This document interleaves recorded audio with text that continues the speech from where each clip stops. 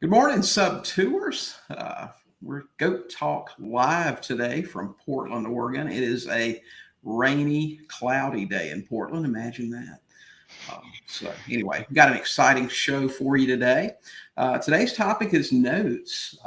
And I know exactly how a lot of you are feeling out there. When I got started as an investor, my first real exposure to notes and note investing and how all that stuff works was actually something that Bill, I think it was Bill Mencaro.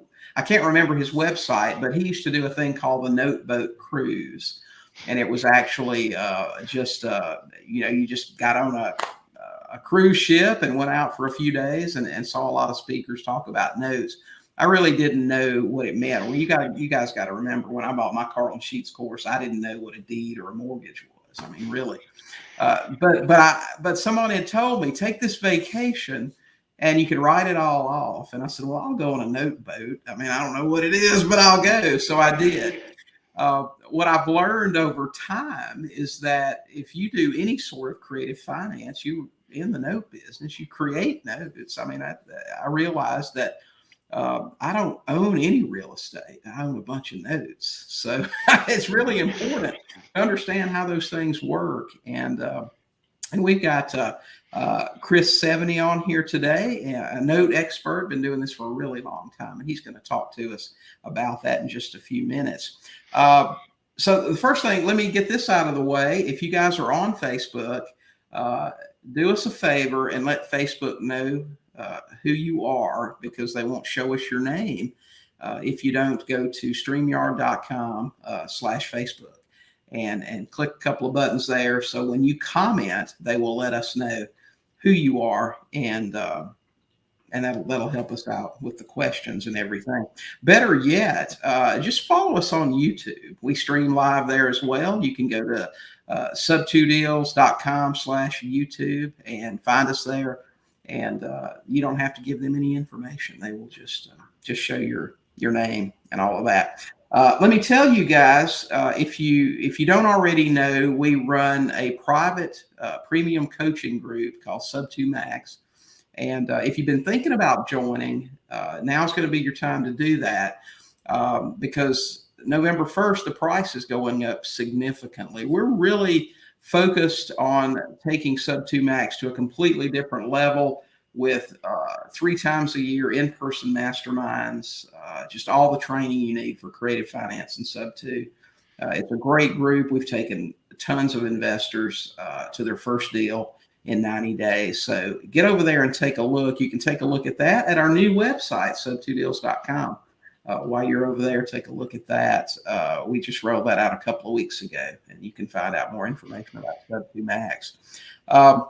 So again, today's guest is Chris Seveney. I want to welcome Chris. He is a note investor in the Washington, D.C. area. Been investing in real estate for over 20 years, and notes specifically in 5. So Chris, welcome to the Goat Talk today. Well, William, thanks for having me. And in my area as well today, it's similar to yours, overcast, some rain and so forth. My son actually just found out that his trunk or treat tomorrow, where the schools are basically people in their cars could go around trick or treating at the school, is canceled. So he was upset this morning because of this weather. But where you're at seems like, very similar as well. Yeah, it is. It's beautiful. It really is. I mean, it's peak fall or just past. So it's really been enjoyable here, but yes, it is a lot of just wet, damp sort of rain. Saturday is supposed to be beautiful, and we're expecting. Actually, when you look at the week-long thing, Saturday is the only day that's got a big sun on it, sort of. Good. So, Chris, tell us. I know there are a lot of investors here that maybe don't understand how notes work. They're like I was when we first got started. Just quickly tell us if you had to explain to just your typical real estate investor what note investing is, Mhm. what would you say? Yeah, absolutely. So the first thing I'll say, what it isn't, is buying the property, because that's what a lot of people get confused on. Is when they think they're note investing, they actually think they're buying the physical real estate, not actually buying the note, which is the underlying debt. So for people who've been out and bought a house, if you paid cash, great, but most of us finance our home purchases with, I'll use Bank of America, PNC, Wells Fargo. You sign two documents for them. The first is you sign a promissory note, which is a piece of paper that says you're borrowing X amount of dollars and you're going to pay it back at a specific interest rate over a specific period of time. So that's what the note is. And then there's another document called a mortgage or deed of trust, depending on the state you're in, that is more or less I like to call it the ball and chain or the handcuffs that lock the house to that note. So if you stopped paying on that note or didn't pay the bank, their remedy is that mortgage, which allows them to, take the property because it's a secured loan. So that's one of the things, kind of the easiest way to pay for it. It's really a note, is an IOU. From back in the days of middle school when, you lent somebody $5 and hand wrote them a little IOU, you created a note. Right. So, So, yeah, and I know what I hear a lot of note investors talk about, and you see these commercials on TV. At least I used to when I watched TV about JG Wentworth, 877 cash now. So if you have a yeah. settlement or a note or something, Yep. so and I know how that works. I guess a little bit. Maybe you can explain a little bit more. Just that if I sell someone a house with seller financing, Mhm. create a note for say $100,000, I can find somebody out there like you or maybe JG Wentworth that Yep. would give me a certain amount for that note, a Ab- discounted amount. Correct. Absolutely. So, and typically it's, a lot of people base notes off of, a yield, which is your time value of money. I'm not going to get into the technicals of it, but, if seller finance a note for $100,000, one of the things I'll just mention is the terms of people who do that are very important Mhm. for if you want to sell it on a secondary market to a note investor. And I'll just mention, the terms that we like to see, we call it the 10-10-10 rule. Um, Mhm. no longer than 10 years on the loan, a minimum of 10% down that they put. And the last is an interest rate floating around 10%. We usually drop it to like 9.9 in states that don't have any usury laws. That way it maximizes your money, because when you think about it, a loan over 10 years will have a higher principal and interest payment, so you get money back faster than a loan over 30 years. But Right. you're right. Typically for seller financing, you think you're stuck with that note. There's plenty of people out there that will buy that note for you if you do seller Mhm. financing. Yeah, great. Hey, Chris, we got a bunch of people on here today. Let's say good Yeah. morning, Matt. Good to see you here. Brian, good to see you. There's Mark.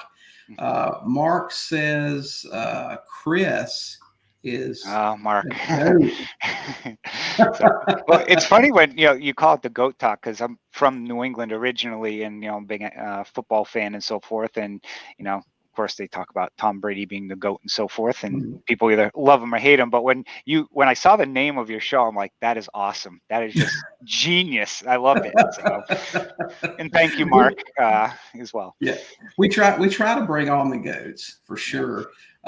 Let's see. We got Farouk here. Good morning. Good to see you. Kenneth, good to see you. Let's see. Tim's here. Sarah, Andrew. Good to see my mortgage guy Andrew from up in Fort Collins. Goodwin, good to see you. Tim. Gosh, we got a bunch of people coming in. Tammy, good to see you this morning. Cindy from down in Mississippi. We love Mississippi. Sam, good to see you this morning. Hey, Sam, man, I'm honored. I'll tell you. Actually, Sam doesn't get on social media anymore. He's one of our students down in Florida. He is actually where the term GOAT came from. I used to in our coaching group, someone would ask a question and I would answer from time to time. He would come back and say, "GOAT talk." Yeah. And when we were coming up with it, Sam, I have to credit Sam for that. So yeah, he's absolutely where that came from. Ken Can, good to see you. Gosh, who else? Let's see. There's Brad, Marty. Good to see all of you guys. Hey, Cindy says she's in Arkansas this morning. Oh gosh. Okay. Well, my condolences. Sorry, not broken, guys. Anybody that's in Arkansas. What did the guy say in Forrest Gump, Lieutenant Dan? Arkansas. Well, it's a fine state. Yeah. I've been through there, so yeah, absolutely. Guys, we're only going to have an hour here this morning with Chris. So if you want to know more about deeds, you can go to Chris's website. We've got it here, seveneyinvestments.com. And Chris also does a podcast, Good Deeds Note Investing. So if people have questions throughout, feel free to ask. I typically, those that know me, I don't have, I'll say, a filter. I don't sugarcoat anything. I tell it like I see it. So good, bad, or indifferent. So some people love me for it, and some people may not love me so much. And Chris and I talked about this last night before when we were talking about him being on today. That's just the way to be. I mean, there are plenty of, if you want people that'll tell you, that'll pump a lot of sunshine out there. I mean, there are plenty of them that'll do it and tell you, listen, if you've got $5,000 for my thing, whatever it is that I'm selling, you can be a millionaire next month. It just ain't the case. There's a lot of work involved in this business. And I'm totally in agreement with you. I don't mind telling the truth. I tell them I'll give them 10, so give me 2. Yeah, exactly. So if you do have questions, ask them this morning. We're going to go over some basic stuff here, but if you guys have questions, please let us have them. Anyway, so let's get this thing rolling. So how you make money on a note? Let's say that, and I see this happen a lot, especially with what we've been going through here the last year or two with COVID and whatnot. People that aren't paying. So if someone approaches you in a scenario like we were talking about earlier, where they sold the house with seller financing, they've got a note for $100,000, they've got somebody in there that hasn't paid them in 6 months. How do you make money on a situation like that? Yeah, and it's probably one of the most complex things, because people will ask, well, how do you make money on something not paying? And it's tell people first, it's similar to buying a house that needs to be renovating. Instead of renovating a house, you're trying to, renovate the borrower in some sense. And, the first key thing is to have a good team in place, which we'll talk about, some of the team members later. But it's really buying at a discount and understanding your costs, because I typically deal with first position notes, meaning I am in the senior position. There's nobody in front of me. So I control the situation. And by being in the first position, one or two things are going to happen. The first being the borrower is going to come to the table and you're going to try and work out some payment arrangement with them. That is the preferred method for many different reasons. One, I don't think anyone really likes to throw anybody out of their house. Right. Two, it's usually the most lucrative, believe it or not, from most perspectives, because you're buying it at a discount. Then you can get that money stream in and then potentially sell it later on for at a performing rate. The other option is, if they don't play ball with you, is you can seek the remedies of the mortgage or deed of trust and foreclose on the borrower. So you really have to analyze it in several different ways of what is the worst case situation on this aspect of, okay, if it's $100,000 note, and let's say it's in Texas, which is a very fast foreclosure state, okay, I'm gonna have that note maybe 3 months and then essentially, spend $3,000 in legal fees. How much do I want to make on that? So what is my number to pay? It might be, 60, 70,000.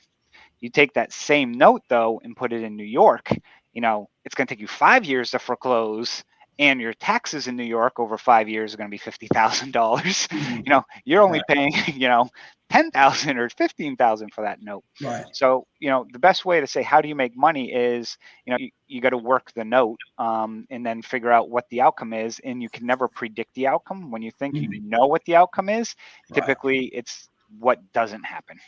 So you've got to base what you'll pay for that note on the absolute worst case scenario. And if it turns out better for you, then you make more profit. But that's the key, because what a lot of people do when they get started is and I see this in all aspects of real estate, they base it on best case situation. People Yeah. who buy rentals, I see it all the time. I'm going to have 5% vacancy. I'll have $100 a month in expenses. And this, I'm like, that is like, rainbows and unicorns. If that Right. happens, I'd be doing backflips. Typically, maybe you might be out 2 months. You got to make a happy medium, because if you're basing everything off of best case situation, you're never going to have it's really a guess. The number I put in is a guess. Essentially, Right. it's an algorithm guess, but you need to be careful to have some fluff, or weigh in the risk involved as well, because people forget that they limit, or they forget to put how much risk is out there on these Mhm. assets. Exactly. Cindy asked, do you buy contract for deed type notes? You see the gray hair on this side? That's a contract for deed side. Yes, we do. Mhm. Back 3 years ago, I had bought a pool of 90 contract for deeds from a seller. And actually, it turned out very well. We bought it as part of a fund that we started to buy some contract for deeds. But yes, we did buy some contract for deeds, and for people getting started, there's a lot more nuances involved in contract for deeds. But there is something we buy, and I know a lot of investors will buy them as well, because typically you can get them at a lower price point. Mhm. Okay. Mark said, talk about how much capital do you need to get started in notes? That is a great question. And I sound like an attorney. Well, it depends. So I started with just under 50,000 is what I started with. Now, if you're going to, and there's a caveat that you can go out and buy a note for $10,000, and you could, buy a performing or non-performing note. But where do you want it to take you? I tell people, if you're only going to start with 5 or 10,000, by the time you set up your LLC, sign all these agreements, do due diligence on assets that you're probably not going to get, you're probably going to end up negative for the first 2 or 3 years. You're not making money, because it's like any business. It needs to have some Mhm. scale to it. So I typically tell people, if they want to actually be a note investor, 50,000 again is, I think, a number you can start with to slowly grow. And I say that there's training programs out there that say you can make, again, this is what we talked about last night, $500,000 or Mhm. 200,000 or whatever the number is in your first year. And the reality is, it ain't happening. If you have $1 million, oh yeah, maybe you can, but think of what your return is. Most people start in this business between 20 and 50 grand. Are you going to 10x your money? And, the reality is, no. Your first few years, you're not going to really make anything from that perspective. But it's people think because you can buy a note for 5,000, you can get into the business. Well, you can get into the business, but to grow a business, you really need to have the experience and some cash behind you. Right.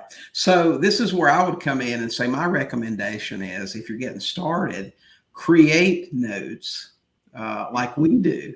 Yeah. Go out, find someone that bought a house last year. It's worth 250. They owe 240, and sell that thing with seller financing for absolute top market value. Get a down payment, put that money in the bank, create some cash flow. Once you've banked that 40 or 50,000, then go out and start actually looking for notes that you can buy at a discount. Now, I know there's some other ways to invest in notes. You can bring in partners and do things like that. People Yep. with the money, you Mhm. find the deal, they've got the money, because there are plenty of people out there that have cash, but they don't have time to look for deals and don't know how to look for them. So that's also an option, isn't it, Chris? Finding somebody with the money. It is, and one of the things I'll mention about that is just be honest about your experience and the deals with them. Don't pretend, don't come off as saying, "Oh, I've been buying notes for 10 years," and well, yeah, you bought a note for 10 years ago, but you haven't bought one since. Right. Just you gotta be upfront, because there's a lot of as we talked about last night, there's a lot of people in real estate in general and in every business who, uh, let's just say, are not the most trustworthy. And you just, it is a very small business, the note space. So you just want to make sure you work at the highest integrity and just be upfront and honest with people. Right. Matt asked the question, where did you learn note investing? Because I know in your bio, you've been investing in real estate for 20 years, and just here in the past 5 years became just a really active note investor. Yeah, so I kind of did it a little more of the unconventional route. Hmm. And so I did take some weekend trainings and so forth from different investors to kind of learn the basics. And Right. I'd say bigger pockets was huge for me to learn. But at the time I was starting to do this, I also just started graduate school for a master. So my bachelor was in civil engineering, but I started getting a master's in real estate and finance. So that kind of, really assisted a lot of things, because a lot of people I were dealing with and professors, ran hedge funds and so forth, and kind of learned more about portfolio management and so forth. But, again, a lot of the information out there is free to learn from Notes. And actually I have, and I can send it to people, reach out to me. I have a brochure of the books to read, websites to look at, everything where you can go and learn kind of about Notes without spending, $5,000 or $10,000 on a training program. Right. And I mention that because a lot of times people want to rush and take those training programs, but you don't know what you don't know. So you may be taking down information, but you're taking down the wrong information.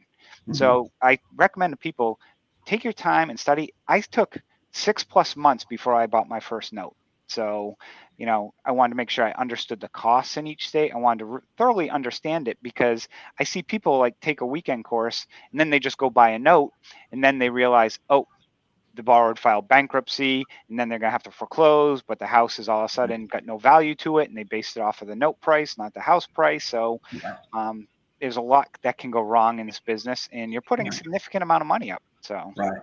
Well, it sounds like, the note business is very similar to just real estate investing, with the due diligence process and identical. determining the value. Right. Yep.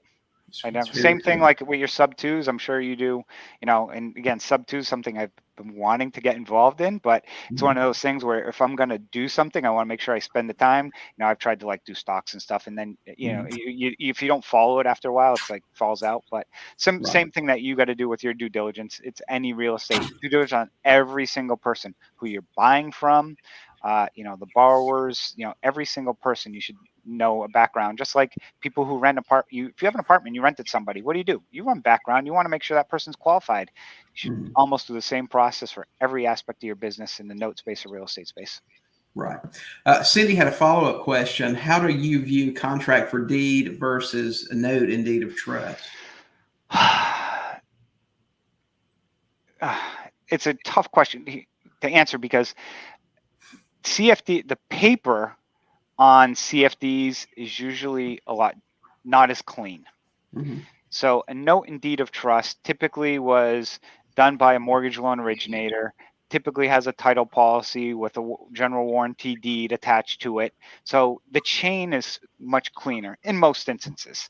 I've got one last night I was looking at, and my attorney who was reviewing it noted that the mortgage didn't have the legal description on the property, which is a big problem.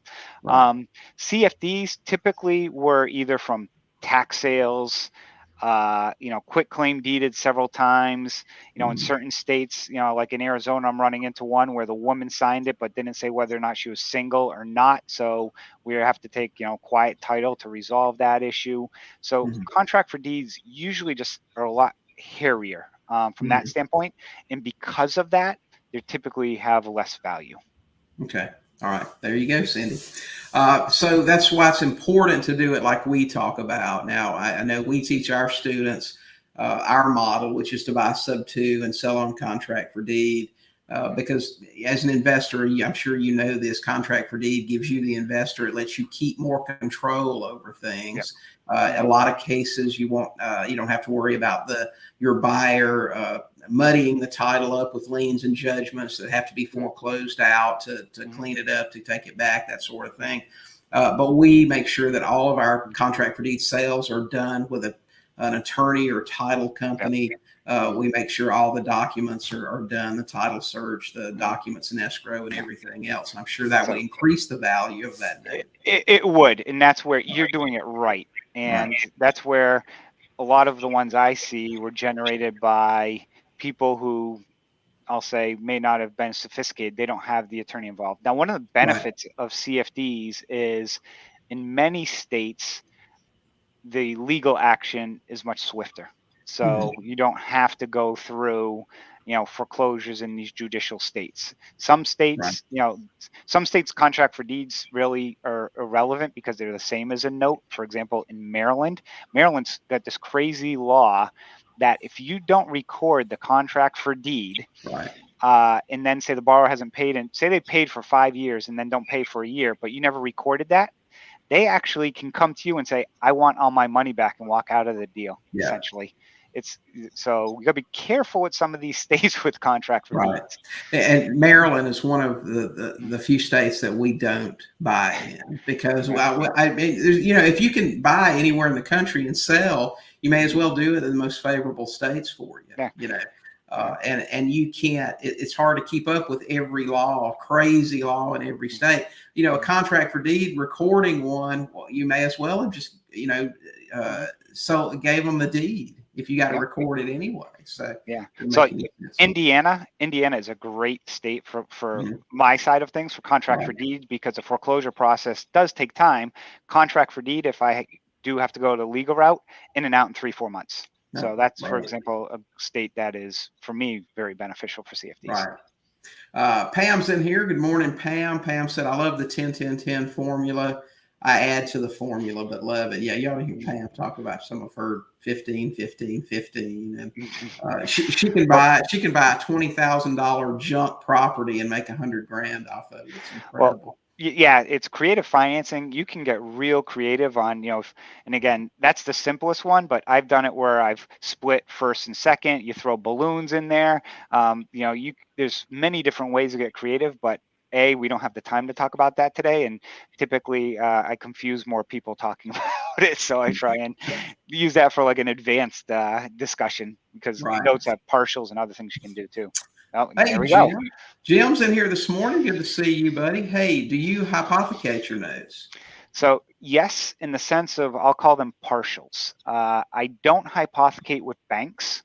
And typically the reason why is the paper isn't usually as clean, or it needs to be of substance. Banks, if they're going to hypothecate with a bank, they want to see 2, 3, 5 million. And most of my loans average between probably 20 and 100,000. So for the banks, it's not worth their time. So what I do is I sell partials to investors. And the way I do that is, again, we use $100,000, we use a 10-10-10 loan with $100,000. I may have bought that loan for, say $70,000, and it's performing. I could sell you a partial for, say, 7 years that cost $70,000. And I basically get my money back. And this is a way we talked about earlier of how you can advance and invest with less money. So basically I buy it, I sell Jim a partial for 70 grand. He's happy because he's going to get payments now, kind of basically passively from me for the next 7 years. And then I right now got my money back that I can go invest, but then I'm going to get X amount of years on the back end, payments down the road, when I'm maybe 55 years old, which is when I want my money, later on down the line. So it's a win-win for both parties. And again, I'm just recycling my money. Right. So, and my return's infinite because I got no money in the deal and I got these back-end payments. Gosh, we got a ton of questions coming in now, Chris. Pam said, when you buy a note, what criteria are you seeking? Do you require servicing agency? So, I've bought everything and anything. So it's, and it really truly depends on the price. My buy box is typically first position. I bought loans the borrower hasn't paid in 13 years. I bought stuff where, had $100,000 tax liens on them. So it really depends on, if I see an opportunity, I'll buy it. Servicing's a touchy subject a little bit. Full disclosure, I actually just invested in a servicing company that is actually opening their doors tomorrow from that perspective. But servicing, is it required? Will I buy I have bought notes where it was self-serviced, but it also depends on the state and depends on the records the person kept. If you're basically keeping things on, a notepad like this and have no history, that's one of the things that I probably would not buy. But if you had bank records and copies of the checks and so forth, then yes, you can prove. What I look for is, can you prove the payment history and were you amortizing the loan correctly from that perspective? But what happens a lot of times is people who may put it on a CFD, all of a sudden the borrower misses 2 payments, then makes a payment or it's a short payment.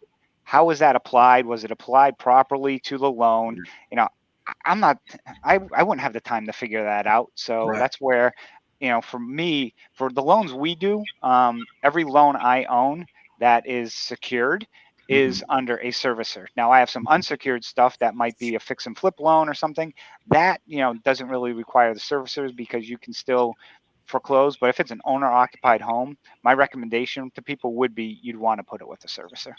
Okay, great. Okay, so, Farouk asked, at what percentages do you buy contract for deed and other types, and what are your seasoning requirements?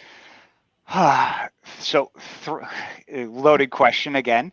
But so here's perfect example of what's going on with today, and everybody knows everything's much more expensive today. So if you get stuff to sell, now is the time. If you want to liquidate, the problem is what are you going to go buy? 3 years ago, I was buying non-performing CFDs for 25 to 30 to 45 cents on the dollar. Today, those same CFDs are going for 45 to 75 cents.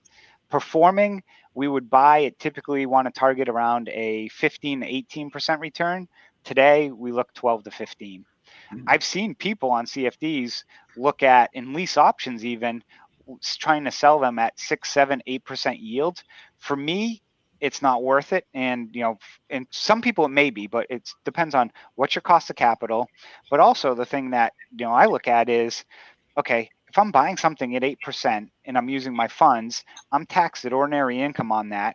I'm already at the 30 something percent tax bracket plus 5% for my state tax. I'm basically at 40 something percent. So when you do that numbers, it's like, okay, I'm making 4.5% or something on a performing CFD. Yeah, My free rate of return compared to, is 3%, way too much risk. right. So that's why I look for those higher yields. For Okay. seasoning, again, it goes back to I bought stuff that was originated yesterday, and stuff that was originated in 1999. Mhm. It fluctuates with the price. If it's more newly originated, it probably has a little bit more discount because you really haven't proven that borrower is performing. Okay. Pam asked, what are your requirements regarding the buyer if we do a note without a formal credit check because the buyer had a down payment? Would you consider that buyer? Wow, you guys got some great questions. Hey, this is a sharp group in here, though. No, yeah, it is. It is. And again, that's another loaded question because if it's owner occupied, I like to see the borrower's ability to repay. Some people may have the down payment, but can they continue on with those payments? Now, how do you consider the ability to repay? What did you get from them? Did you get any 1090 and tax statements and so forth? The more information you can provide, the more valuable your note will be. I'll kind of leave it like that. If you didn't do a credit check, would we buy it? Yeah, we'd still consider it, but we may ask, hey, can we pull a credit check or on that borrower, or did you get any statements that say they have an income from that perspective? So, like I said, the more information you can provide, the more value you can add to that Right. note. Yeah, going back to what we talked about earlier, it seems like listening to you, and I'm learning a lot about notes. I mean, it's funny how you can be in the note business but not understand buying. It's a little bit different, but the due diligence process is very much the same. I'm thinking in Pam's case, if her note were a year old with this borrower they didn't run a credit check on, it would be worth less than if this person had been in this note for 5 years paying timely. Yeah. Okay. The Yeah. credit check would be of less weight in Yeah. that Well, because of the seasoning. even if it was like 18 months and the person Yeah. paid for 18 months, Right.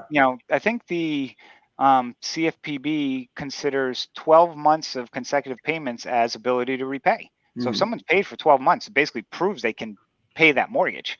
Right. But what I see a lot of times is people originate a newly originated loan and they didn't get anything from the borrower. And essentially what they did is they couldn't sell it because it needed renovations. And this is what a lot of people bring to us. So I'm not saying it's anyone here, but this is what we see a lot.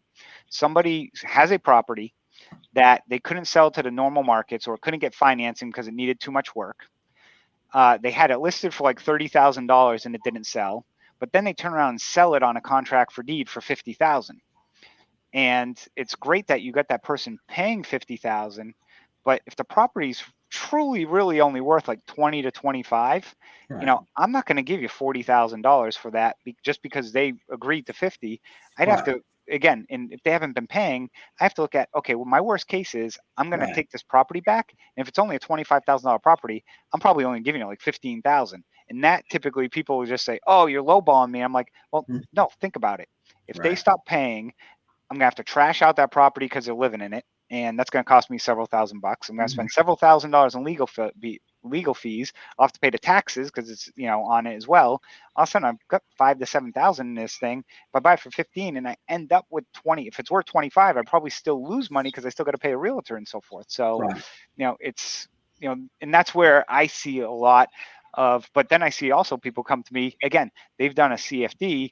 It's well structured. They got everything in order. It's like that's the same value as a note in my mind because they've got all that due diligence and paperwork put together.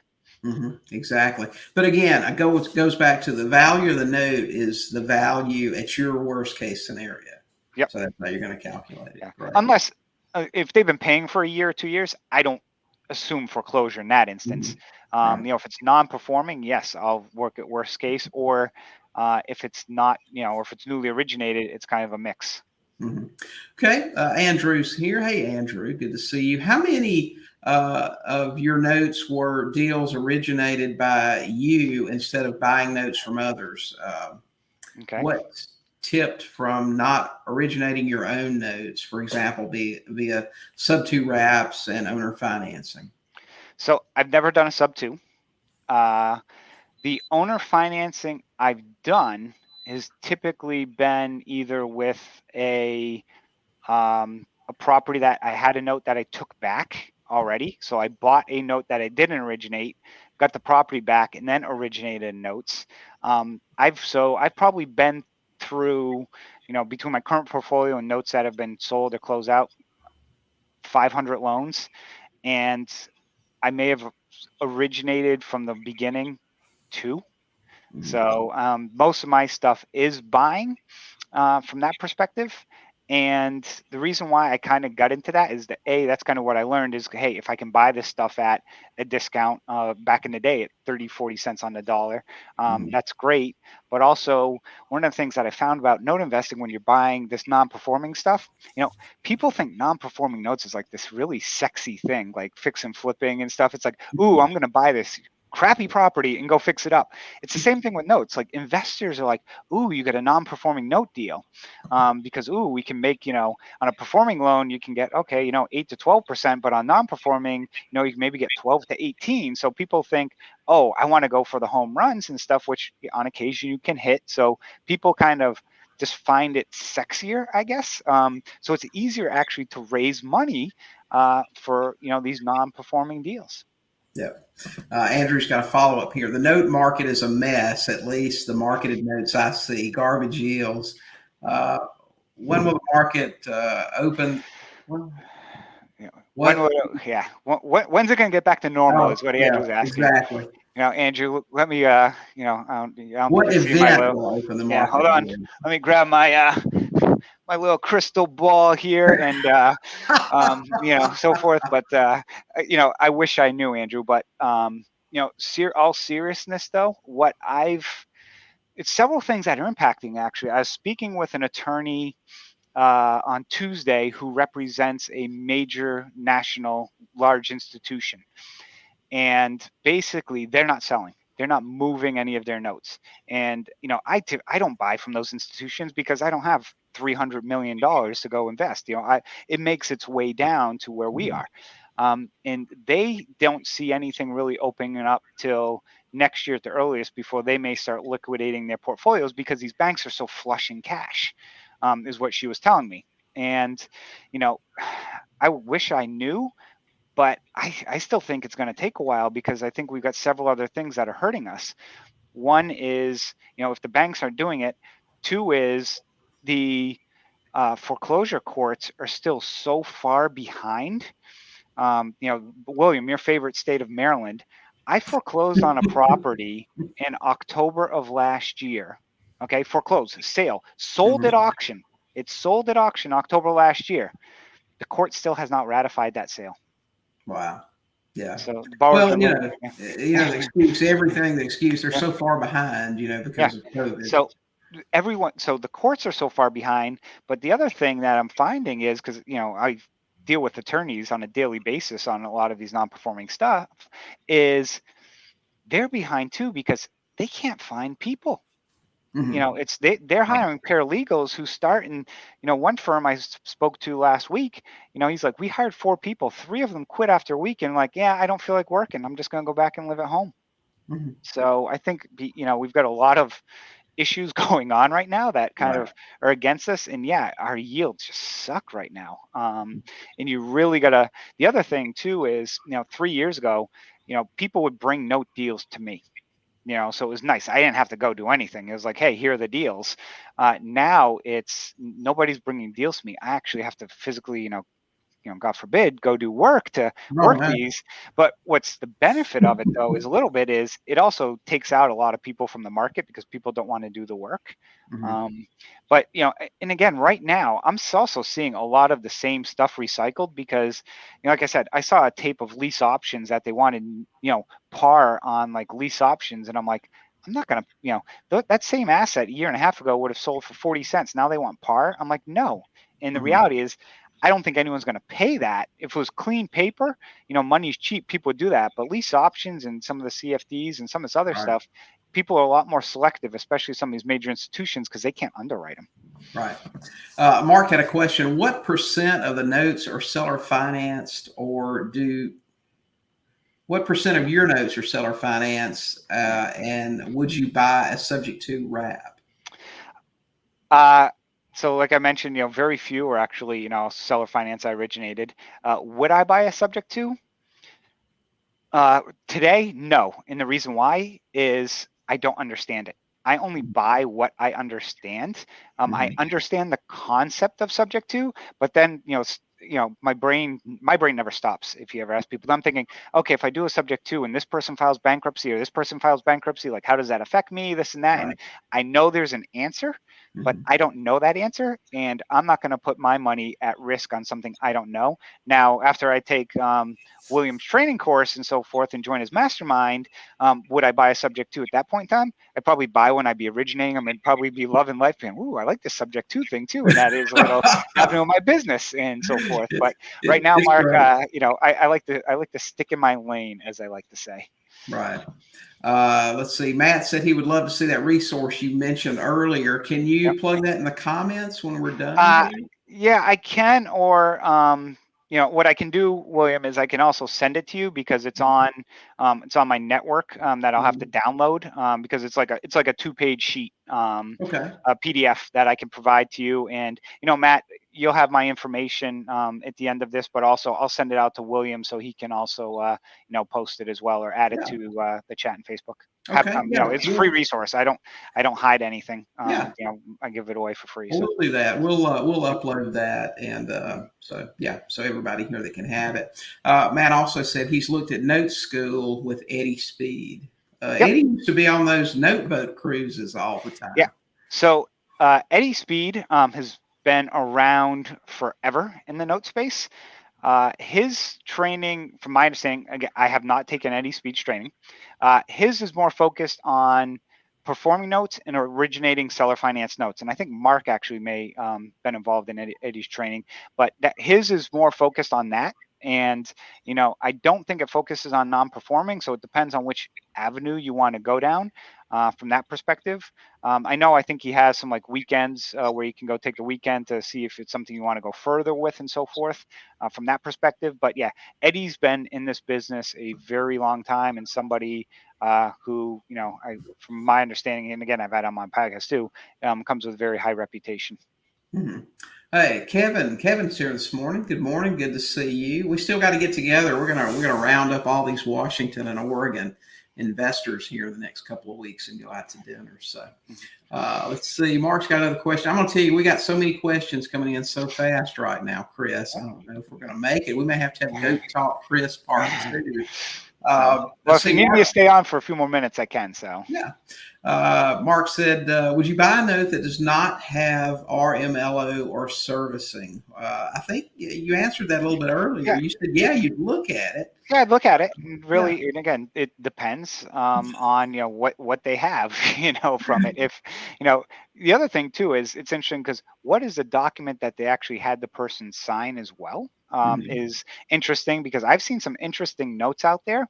And what I've typically done is so I've converted a lot of contract for deeds into traditional mortgages and notes. Mhm. And one, here's a little tip for everyone. Fannie Mae has templated forms for every state that basically for single family residential.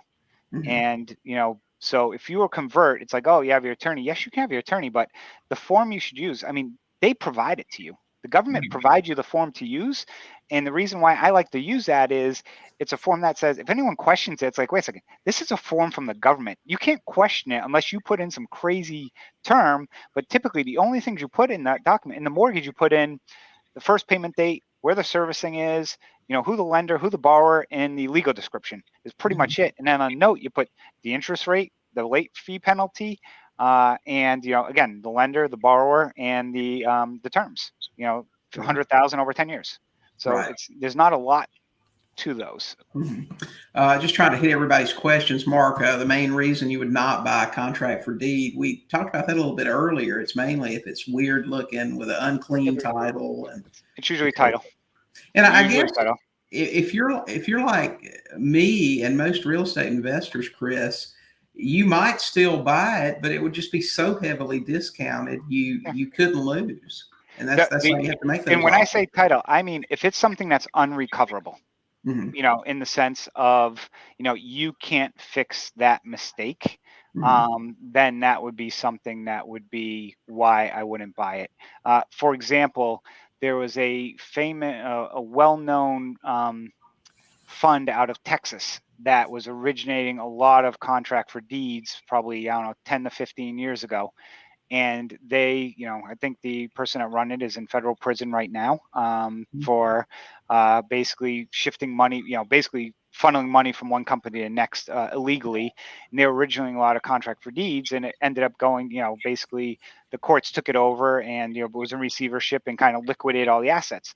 But a lot Hmm. of those weren't transferred properly, and now there's almost, some of them that weren't transferred properly, there's nothing you can do. Like there's no assignment of, land contract or things. It was just, if there's a unrecoverable title issue where I know I can't collect, then no. But if there's still, small chance, hey, Hmm. I'll throw a number at it and roll the dice and take the risk. And I have in the past. Some I've won, some I've lost. Right. Okay. Hey, Gail, good to see you. Walter, good to see you in here. Matt, this is the $1 million question. Where do you find notes at a discount to purchase?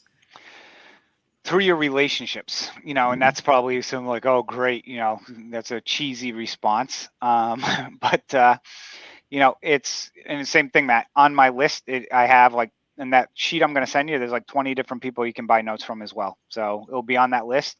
But what I will tell people to do, and this is, I think, important, if you have 20 people that you get a tape from, you know, certain sellers, you need to know your seller. Certain sellers, basically, they don't care. They'll just keep sending you tapes. If you respond, no big deal. Certain sellers, if they send you 5 tapes and you don't do anything with them, they're going to take you off your list. And they're basically like, yeah, I don't want to deal with that person. That person doesn't buy. So that's why I say it's about relationships and understanding the seller. Because again, like Security National, there's a servicing company, SNSC, guy by the name of David Polio runs their trade desk.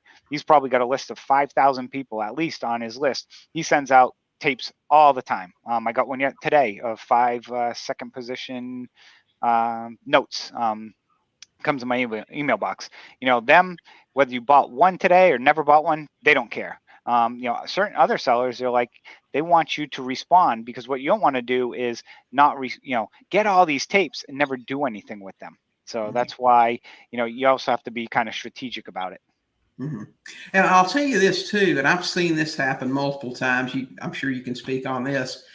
is that a lot of investors, note investors, will do research at the courthouse on who has sold a house with seller financing. They'll actually mail letters and reach out to them saying, hey, if you're looking to get cash now, the 877 cash now or whatever, basically the local equivalent of that. Yeah, kind of. In the past, I haven't had to do that. Mm-hmm. Recently, one of the tips that I've done, so I have an account with DataTree, who Mm-hmm. is a provider that's owned by First American. Some people use PropStream as a name I hear a lot about as well. You can use, but I can search through DataTree and pull basically seller financed, third party originated notes in a county. And I can pull that and kind of get the property and information on that to, again, reach out. And, it's a little challenging because you have to still do a little more diligence to find the lender's address. Contract for deeds are much easier because, the lender is the owner of the property and you have that address. So, but yeah, doing the mail is something we've recently slowly started to implement just to test the waters on it before we reached it. And it goes back to what Andrew mentioned earlier. It's because it's difficult to find, the yields right now that we're looking for. Right. Okay. Mark asked, would you ever buy a lease option? Well, I know you've mentioned it a couple of times, and I was curious about that as well. So, how does that work? How do you, I mean, that's not even a note, really. It's just a Well, problem or an option to buy. How does that it's an work? option. I bought two, Mhm. and I really don't see them a lot of times.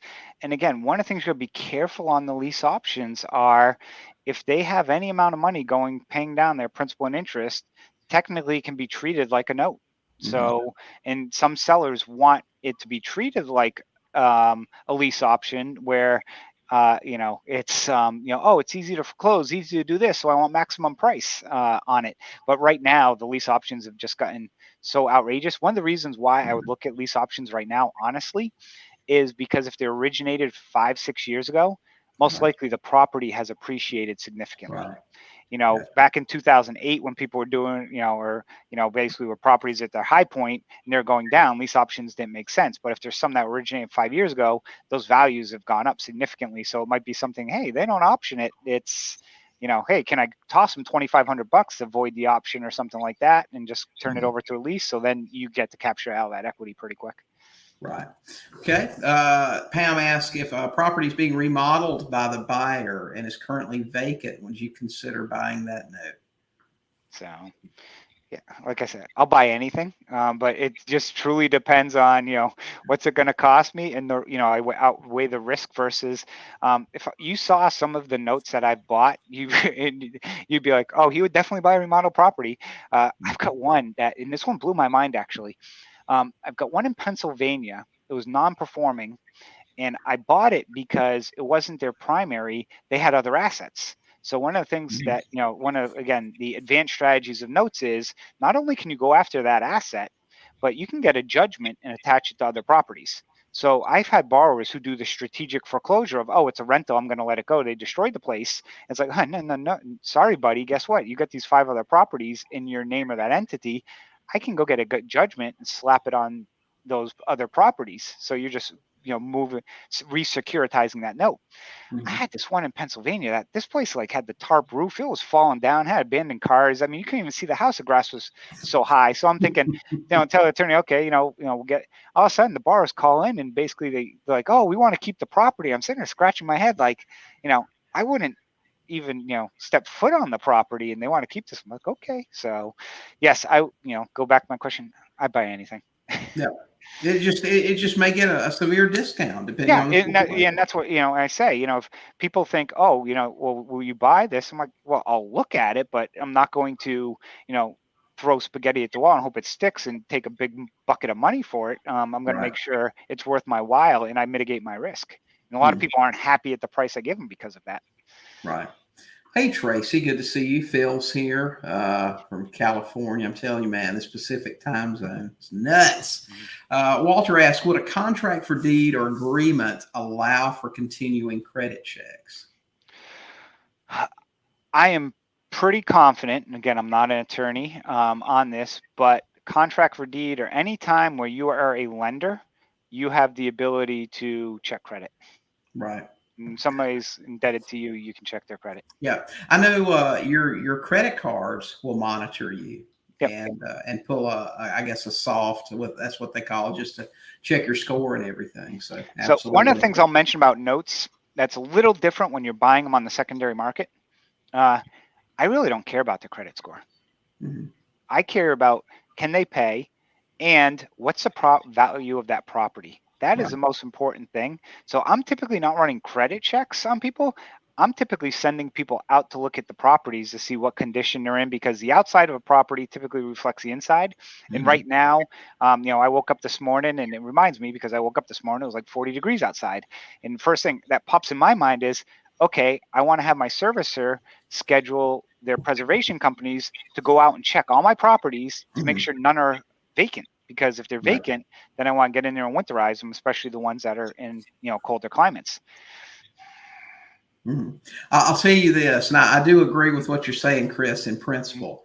Yeah. The outside most of the time indicates the inside, but I'll give you two specific times that I was sadly disappointed. Oh, well, One, someone called me with this nice little ranch brick house, and I drove out to look at it, got inside, and I noticed these telltale signs inside the house when I'm sitting at the kitchen table with them. One, the ceiling is a little slanted on each side, okay?